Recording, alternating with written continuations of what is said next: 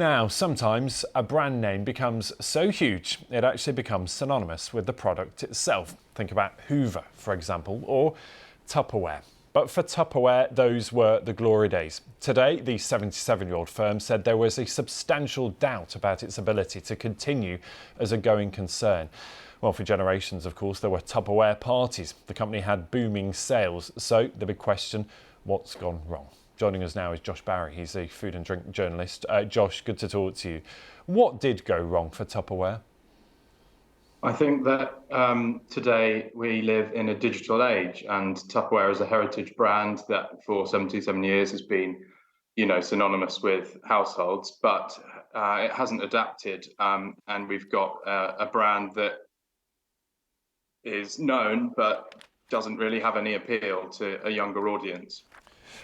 You say it's a heritage brand, and it strikes me that when it comes to something like branding, that's quite a good thing to have. But are you suggesting it's failed to reinvent itself for the new way that we live? Well, the last Tupperware party held in the UK took place in 2003, and that was when it had a sales force of about 1,500 people here in the UK. That's a long time ago, and that has always been its business model. It doesn't really have a face on social media. Instagram, there's no Tupperware UK. There's one in India, but that's only got about 50,000 followers. And younger people, they buy things online. That's how they connect with a brand. That's how they learn about new products. Everything's online. And Tupperware, as known as it is, hasn't really moved forward, and it's become quite a staid company.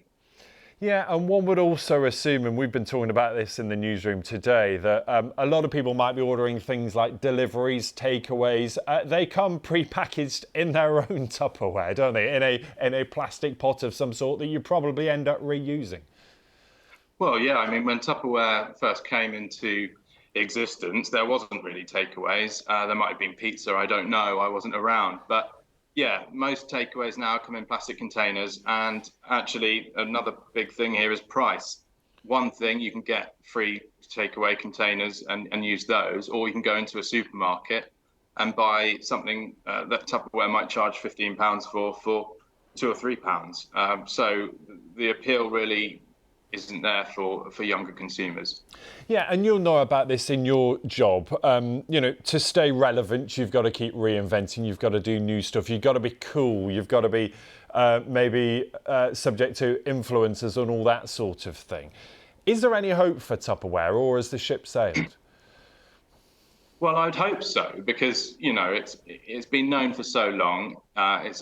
It's an interesting and cool brand. Well, it's not cool anymore, that's entirely the point, but it is an interesting one. And I wouldn't ever really want to see a business like that go. But it does have to adapt. It does have to move forward. And especially given it's built on plastic, we live in a world that's trying to do away with that product, that material. So it's tried, it's kind of moved into other utensils and equipment. Take away cups that you take on the train, kitchen utensils, tongs, whatever.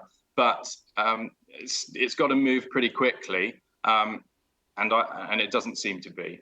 I think it needs to get onto TikTok and start manoeuvring with a little bit more fervour.